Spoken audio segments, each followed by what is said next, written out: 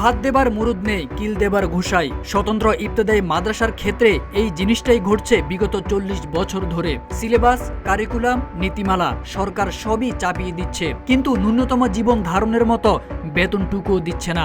শিক্ষকদের উপর পুলিশি হামলার সমালোচনা করে এমন ভাবে ফেসবুকে স্ট্যাটাস দিয়েছেন আলোচিত ইসলামিক বক্তা ও আস-সুন্নাহ ফাউন্ডেশনের চেয়ারম্যান শায়েখ আহমদুল্লাহ। সোশ্যাল মিডিয়ায় রীতিমতো ক্ষোভ ঝাড়লেন তিনি। ফেসবুক স্ট্যাটাসে শায়েখ আহমদুল্লাহ লিখেছেন, সম্মানীয় শিক্ষকরা যখন অভাব অনটনের কাছে হার মানেন, একান্ত মানবিক ও যৌক্তিক দাবি আদায়ের জন্য রাস্তা নামতে বাধ্য হন, এটা জাতি হিসেবে আমাদের জন্য লজ্জার। সরকারের উচিত এই শিক্ষকদের প্রতি সুবিচার করা, জাতির 40 বছরের ভুল শুধরে নেওয়া। আশা করি সরকার সুবিবেচনার পরিচয় দেবেন। তার পোস্টের মন্তব্যের ঘরে তিনি আরো লিখেন, অথচ একই সময়ে একই পরিপত্রে চালু হওয়া রেজিস্টার্ড প্রাথমিক বিদ্যালয়গুলো 2013 সালে সরকারিকরণ করা হয়েছে। শুরুতে স্বতন্ত্র ইবতেদায়ী ও রেজিস্টার্ড প্রাইমারি স্কুল উভয় ধারার শিক্ষকদেরই সম্মানী ছিল 500 টাকা।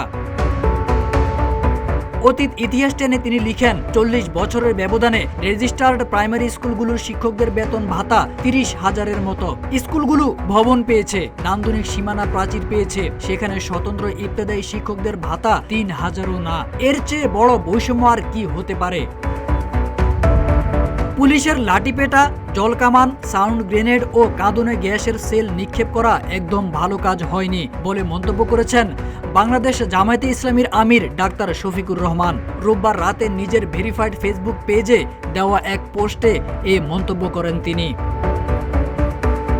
জাতীয়করণের দাবিতে স্বতন্ত্র ইবতেদায়ী মাদ্রাসা শিক্ষকদের আন্দোলনে লাঠিপেটা করেছে পুলিশ।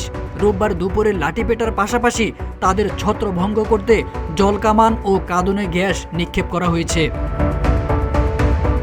এর আগে জাতীয়করণের ঘোষণা সহ 6 দফা দাবিতে জাতীয় প্রেস ক্লাবের সামনে অবস্থান নেয় স্বতন্ত্র ইবতেদায়ী মাদ্রাসা ঐক্যজোট আন্দোলন বাস্তবায়ন কমিটি।